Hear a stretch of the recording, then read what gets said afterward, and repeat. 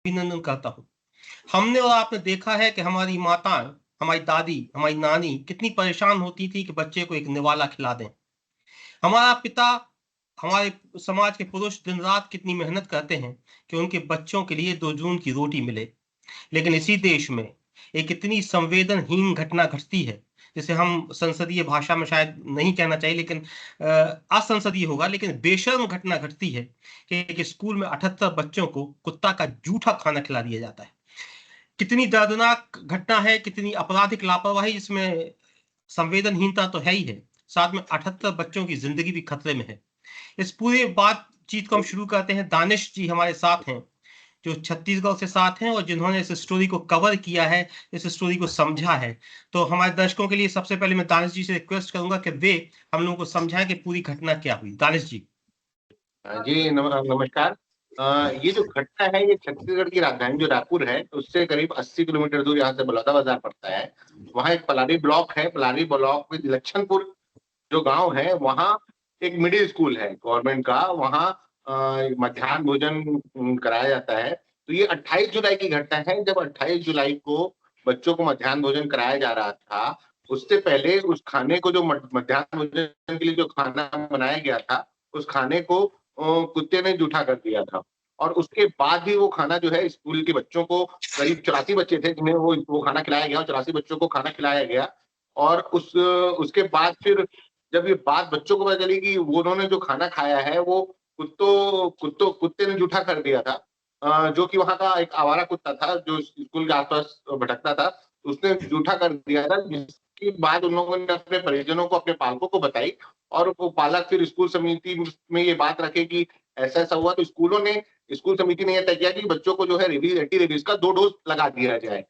हालांकि जो 2 डोज की बात आई वो भी अगर देखा जाए तो जिम्मेदारी पूर्वक, अपनी जिम्मेदारी खाली स्कूल प्रबंधन ने, जो शाला समिति ने यही करके पूरी कर ली। लेकिन जो 2 डोज है वह जो रेबीज के तहत जो 4 डोज लगाए जाने चाहिए थे वो सिर्फ डोज लगाकर खानापूर्ति कर ली गई। इस मामले की जब खबर जो भनक जो है मीडिया को लगी तो 3 अप्रैल को, माफी चाहूंगा 3 अगस्त को ये खबर जब मीडिया में आई तो फिर काफी हंगामा हुआ। जिसके बाद स्कूल शिक्षा विभाग भी जागा, जिला प्रशासन जागा, सब जागे। और फिर हाईकोर्ट ने खुद इस मामले में संज्ञान लिया। हाईकोर्ट की डबल बेंच है जिसमें चीफ जस्टिस रमेश सिन्हा और विभू दत्ता गुरु, इनकी डबल बेंच ने इस मामले में सुनवाई की। और जो स्कूल शिक्षा सचिव हैं उनको व्यक्तिगत हलफनामा पेश करने के लिए कहा गया कि इस मामले में अब तक क्या जांच हुई है, क्या कार्रवाई हुई है, और दोबारा इस तरह की गलती ना हो उसको लेकर आप बताइए कि क्या है। 19 अगस्त का वक्त दिया है कि 19 अगस्त को जब दोबारा इस मामले में पेशी होगी तो उसमें जो स्कूल शिक्षा सचिव हैं, IAS हैं, वो इस मामले में व्यक्तिगत हलफनामा लेकर पेश होंगे। लेकिन ये घटना थी आलोक जी, मैं आपको बता दूं कि ये काफी इस घटना के सामने आने के बाद इसको लेकर काफी बात उठी। हाईकोर्ट ने भी इस बात को कहा कि जो मध्याह्न भोजन है वो एक जिम्मेदारी का काम है, आप उसको खाली दानिश भाई, यहाँ पे स्थानीय नेताओं से कोई प्रतिक्रिया आई है क्या? कोई इसमें कोई कार्रवाई, कोई बड़े संकेत मिले हैं क्या? हाँ, सब मांग वो स्कूल शाला समिति और स्कूल प्रबंधन पर कार्रवाई। इसमें हालांकि देखिए जो सहायता समूह है, महिला स्व सहायता समूह, उन लोगों आपके सांसद पर विधायक कहाँ हैं? वो नहीं कुछ कह सब रहे? अब इस मामले में ना कांग्रेस की तरफ से कुछ ज्यादा बयान आ रहे हैं, ना भाजपा की तरफ से कोई बयान आ रहे हैं। अभी छत्तीसगढ़ में एक बिजली बिल का मुद्दा आ गया जिसकी वजह से पूरी राजनीति सिर्फ उस बिजली बिल के चारों तरफ घिर गई है। लेकिन चलिए जो हम ये सुनील जी से पास चलते हैं। सुनील बजारी हमारे साथ हैं। सुनील बजारी जी को आप सब लोगों ने टेलीविजन पे देखा होगा। आप बड़े एक्सपर्ट हैं और कई 35 साल से छत्तीसगढ़ को बहुत करीब से देख रहे हैं। सुनील बजारी जी, क्या छत्तीसगढ़ में 78 बच्चों की रिस्क है जिंदगी की? ये मुद्दा नहीं है? कोई पॉलिटिकल एक्टिविटी, कोई जुम्बिश, कहीं कोई हलचल नहीं है क्या? पूरा मामला इतना संवेदनहीन हो गई हमारी सरकार, सिस्टम? क्या 78 बच्चों का मसला है लेकिन कहीं कोई हलचल नहीं? सुनील बजारी जी। देखिए, ये मामला जो है दरअसल राजधानी से ज्यादा दूर नहीं है। और जिस तरह से इस मामले में अब तक कार्रवाई हुई है, हाईकोर्ट ने भी इस मामले पर हाईकोर्ट ने इस मामले में स्व संज्ञान लिया। मतलब ये बात हालांकि सुनने में आई कि स्थानीय विधायक जो है वहां पे संदीप साहू, उन्होंने ये मामला उठाया था। लेकिन उसके बाद जिस तरह की कार्रवाई होनी चाहिए थी, जिस तरह की तत्परता जिला प्रशासन से उम्मीद की जा रही थी, वैसा कुछ नहीं हुआ। अब मैं आपको ये बता दूं कि ये इस तरह के जो मामले हैं ये बड़ा ही दुखद मामला, क्योंकि बच्चों को रेबीज का सुनील जी, 78 बच्चों की जिंदगी का मामला है। अभी रमेश जी हमारे साथ हैं, वो इसको समझाएंगे कि कितना खतरनाक मामला है। उनकी बच्चों की देखिए जिंदगी खतरे में है, लेकिन कहीं कोई हलचल सुनाई नहीं देती। सुनील जी, आलोक जी, इसमें ना 84 बच्चे हैं। 78 तो वो बच्चे हैं जिनको मतलब रेबीज का टीका लगवाया गया है, रेबीज लग गया है। 84 बच्चे हैं जिनको खाना खिलाया गया था। जिनको खाना खिलाया गया। तो बड़ी बात यह है कि जो रेबीज का इंजेक्शन भी, जो टीका भी लगवाया गया, वो किससे मतलब किस आधार पर लगवाया गया, उसके क्या दुष्परिणाम हो सकते हैं, क्या साइड इफेक्ट्स हो सकते हैं। क्योंकि अब तक हमने ये सुना है कि भाई कुत्ते ने काटा तो ये एंटी रेबीज का इंजेक्शन लगवा दिया गया।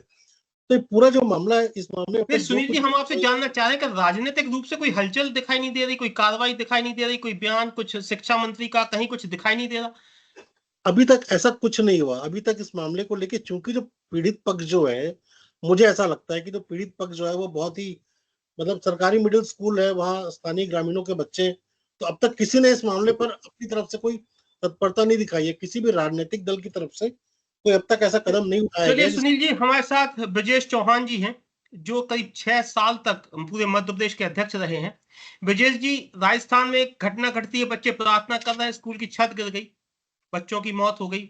एक स्कूल में बच्चा प्रवेश कर रहा है, स्कूल का गेट गिर गया, बच्चे की मौत हो गई। अब ये 84 बच्चों की जिंदगी खतरे में है दूसरे स्टेट में। मैं आपसे अलग अलग स्टेट्स की इसलिए बात पूछ रहा हूँ कि आपने चूंकि 6 साल मध्य प्रदेश के आप मुखिया रहे हैं, क्या बच्चों की जिंदगी को लेके कहीं कोई संवेदनशीलता है ही नहीं? क्या छोटे बच्चे हैं, गरीब बच्चे हैं, तो क्या उनकी मौत पर कहीं कोई हलचल नहीं होती, कहीं कोई सोच, कहीं कोई परेशानी नहीं, सरकार के कान पे जू नहीं रेंगता? ब्रजेश जी। देखिए आलोक जी, बच्चों को कोई भी गंभीरता से लेता ही नहीं है। एक्चुअली क्या है, बच्चे वोटर नहीं है, तो निश्चित तौर पर कहीं ना कहीं उनको गंभीरता से लिया ही नहीं जाता है। दूसरी बात, आप जो एक बता रहे हैं, तो ये हर जगह जो आप देख रहे हैं, ये बेहद गंभीर लापरवाही के मामले सामने आ रहे हैं। चाहे राजस्थान की घटना देख लें, चाहे हम और घटनाएं देख लें, चाहे बालोदा बाजार की कुत्ते का जूठा खिलाने की घटना देख लें। इस तरह की जो घटनाएं हैं, इसमें कहीं ना कहीं हमारी कम्युनिटी जो है वो बिल्कुल ही बच्चों के मामले में संवेदनशील नहीं है। कम्युनिटी का भी एक बहुत बड़ा रोल होता है। देखिए, बिना कम्युनिटी के शासन प्रशासन का अपना एक काम है, अपना एक दायरा है, वो तो है ही, वो करना ही चाहिए उसको, निश्चित तौर पे जिम्मेदारी है और जिम्मेदारी बनती है। लेकिन कम्युनिटी की भी कोई जवाबदारी बनती है। आज यहाँ देखिए कि कुत्ते का जूठा खिला रहे हैं, आप बता रहे हैं कि पीड़ित पक्ष ही नहीं आ रहा। तो इसमें एक बहुत बड़ी बात यही है ना कि सरकारी स्कूल में ऐसा सिस्टम है कि कभी पेरेंट्स मीटिंग होती नहीं है, माता पिता को बुलाते नहीं है। एसएमसी की कभी मीटिंग होती नहीं है। जब एसएमसी की मीटिंग नहीं होती, माता पिता नहीं आते, तो उनको पता नहीं रहता घटना घट गई। वो बेचारे ऐसे लोग होंगे जो मिडिल क्लास के हो या लोअर क्लास के होंगे, बच्चों को पढ़ा रहे हैं, तो वो कहाँ से इस आवाज को उठाएंगे? आप निश्चित तौर पर देखिए कितनी गंभीरता है, भरा मामला है, लापरवाही भरा, कि इसमें बच्चों की जान भी जा सकती है। अब वो जो कुत्ता था, वो क्या किस प्रकार की उसको गंभीर डिसीज थी, क्या सिम्टम्स थे उसके, अब वो डॉक्टर साहब बताएंगे, रमेश जी। लेकिन उससे मानसिक और शारीरिक शोषण का खतरा है बच्चों को, और इस पे तो अपराध भी बनता है गंभीर, और मुझे लगता है कि इस पर कार्रवाई भी होनी चाहिए। और चलिए, हमारे साथ रमेश चोपड़ा जी हैं। वे सबसे सीनियर आदमी माने जा सकते हैं इस फील्ड के। उन्होंने 40 साल काम किया है। जो इस देश की सबसे बड़ी संस्था है, केंद्रीय अनुसंधान संस्थान जो है, उसमें आपने 40 साल काम किया है, कसौली में, जो डॉग बाइट पर सीरम और ड्रग्स बनाती है। तो मैं बहुत बहुत धन्यवाद देता हूं, रमेश जी ने समय निकाला और वो हम लोगों को हमारे पास आए। उनके पास इतना 40 साल का अनुभव है उस फील्ड में काम करने का। सर, लेकिन मैं आपसे चाहूंगा कि पहले आप मुझे आसान भाषा में, क्योंकि हम लोग के लिए भाषा में थोड़ी मुश्किल होती है, हम लोग समझते नहीं, पहले आप हम लोग को रेबीज समझा दीजिए कि रेबीज क्या होती है, इससे किस तरह का खतरा होता है। फिर इसके बारे में आप हमें बताइएगा कि जो बच्चों को पिलाया वो कितना खतरनाक। पहले रेबीज क्या होती है और कितनी ये खतरनाक है जी। रेबीज को 100% फैटल डिजीज माना जाता है, जो डॉग से या एनिमल किसी भी टाइप का मंकी, वार्म ब्लड एनिमल से ट्रांसफर होती है।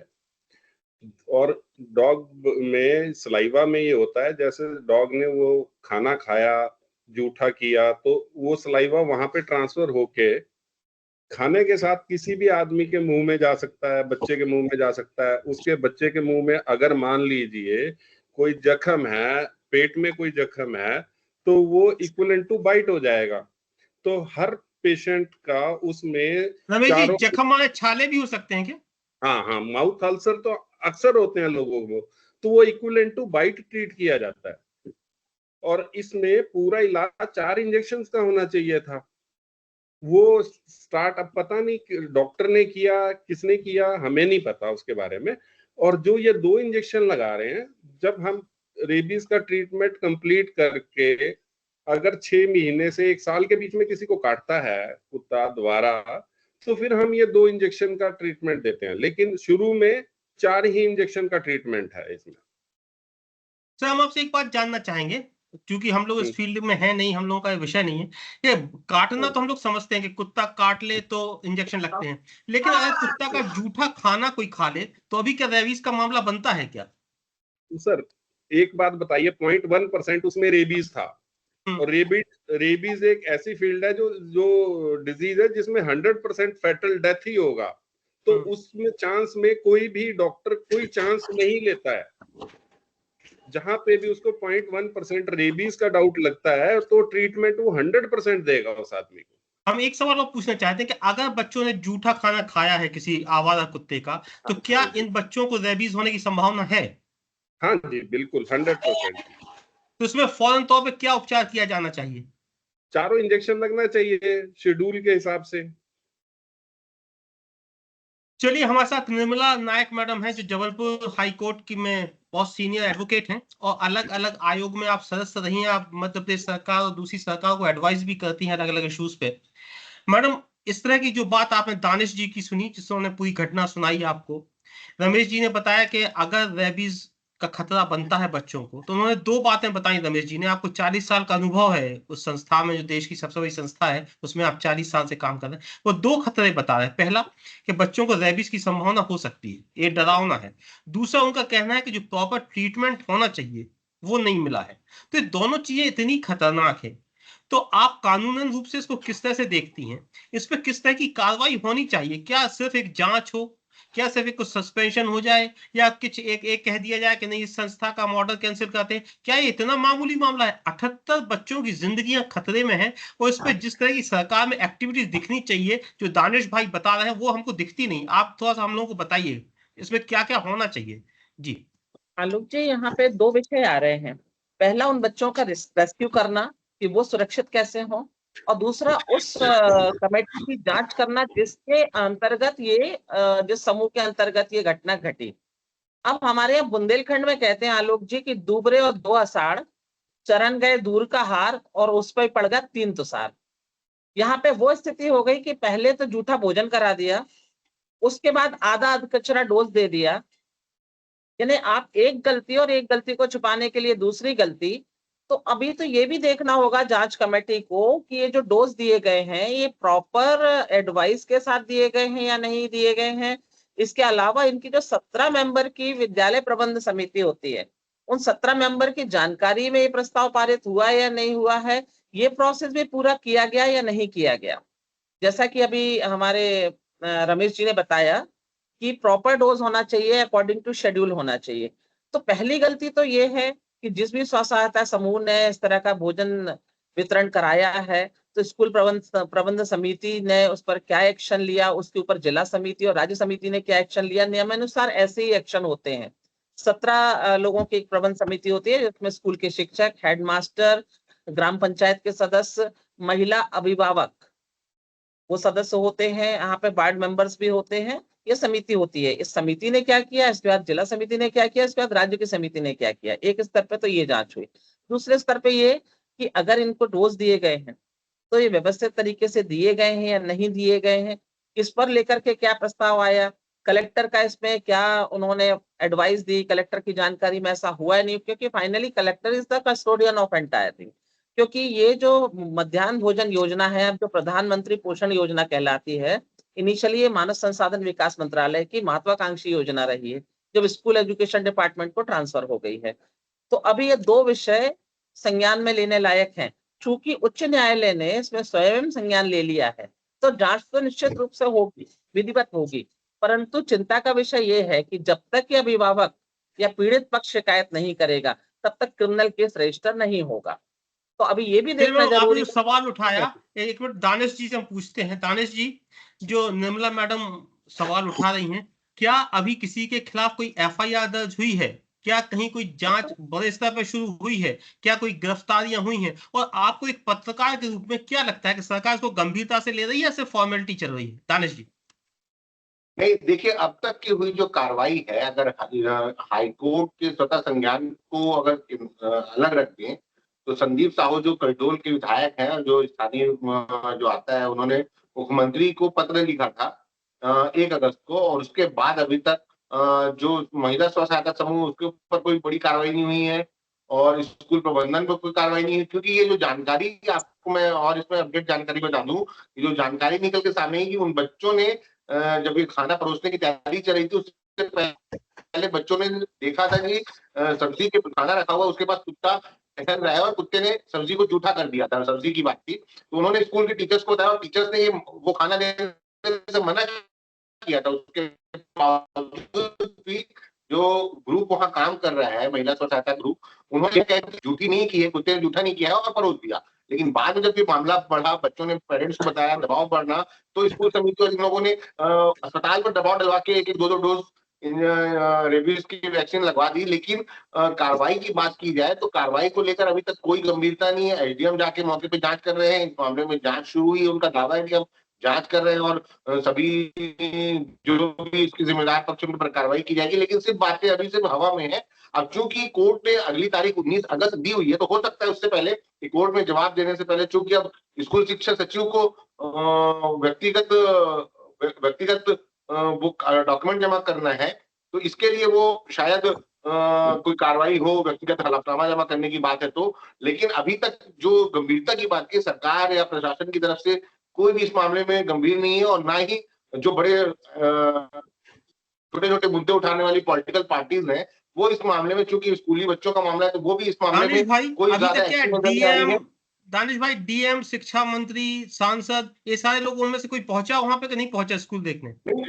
एसडीएम पहुंचे थे। एसडीएम चूंकि मामला उठा, हाईकोर्ट पे पहुंचा, तो एसडीएम ने जांच शुरू की है। एसडीएम वहां पहुंचे, जो टीम है जांच करी, लेकिन वो सिर्फ एक खानापूर्ति का, जो अभी तक हम लोग हमारी जो रिपोर्ट में सामने आए हैं, और जो हम अपनी जो वहां बातचीत में पता चला है कि वो सिर्फ खानापूर्ति के तौर पर इस पूरे मामले को अभी तक देख रही थी, जब तक हाईकोर्ट की फटकारने लगी थी। अब आज अभी तक तो कोई पहुंचा था नहीं, लेकिन अब शायद हो सकता है कि कोई पहुंचे, क्योंकि 19 तारीख तक सचिव को व्यक्तिगत हलफनामा जमा करना है, और क्या क्या कार्रवाई हुई इस पूरे मामले में, वो उसकी रिपोर्ट देनी है। जो कोई शिक्षा मंत्री का बयान आया है क्या? अभी तक उस पर भी कोई बयान नहीं आया, क्योंकि शिक्षा मंत्रालय जो है वो मुख्यमंत्री के पास है, और मुख्यमंत्री को शिकायत करडोल विधायक संदीप साहू ने की थी। अभी उनकी तरफ से कोई इस पर बयान नहीं आया है कि क्या कार्रवाई की जा रही है या क्या कार्रवाई की जाएगी। सुनील बजाज जी, आप इतने एक्सपर्ट हैं, आप इतने सालों से छत्तीसगढ़ को देख रहे हैं, आपने और भी पूरी देश दुनिया पत्रकारिता की है, 30 साल से आप पत्रकारिता करते हैं। 78 बच्चों की जिंदगी का मामला इतना छोटा है क्या कि कलेक्टर की अभी तक विजिट नहीं हुई, सीएम ने कोई बयान नहीं दिया, कोई कमिश्नर नहीं गया, या कहीं कुछ इतना हल्का क्यों लिया जा रहा है 78 बच्चों की जिंदगी का मामला? भी सुना आपने, रमेश चोपड़ा जी कह रहे हैं कि खतरनाक बात है, सीरियस बात है, और कोई प्रशासन के तौर पर इसको सीरियसली ले नहीं रहा। सुनील जी, क्या वजह है इसकी? दानिश सर, डॉक्टर से अभी तक कोई कंसल्ट किया गया वहां सराउंडिंग में? नहीं। दानिश जी, जो रमेश जी पूछ रहे हैं कि कोई सीनियर डॉक्टर वहां पे आया या नहीं, कोई कमेटी बनी, कोई बोर्ड बना, कोई डिस्कशन हुआ कि नहीं? अभी सिर्फ बातें सिर्फ कागजों पे हैं। वहां ग्राउंड रिपोर्ट पर बात करें तो ग्राउंड में कोई इस पर जांच नहीं हुई है अभी।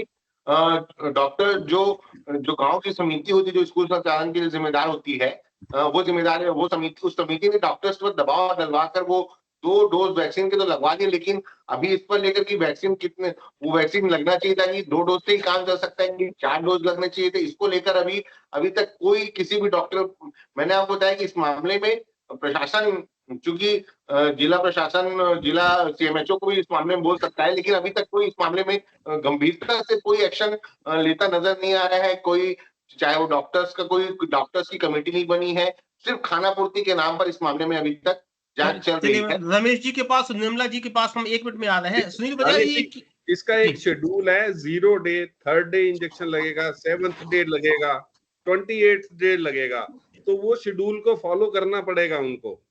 अभी 2 इंजेक्शन लगाए, 0 और 3rd, 7th उनका ड्यू होने वाला होगा, तो वो उससे पहले उनको अरेंज करना है ना, तो डॉक्टर्स वगैरह को बोल दिया। उस डेट पर जाएंगे तो 7th भी निकल चुका है, क्योंकि 28 तारीख की ये बात है, 28 जुलाई की, और ये घटना है, और आज 6 अगस्त है, तो 7th भी निकल चुका है। और ज्यादा बढ़ जाता है, और ज्यादा रिस्क बढ़ जाएगा।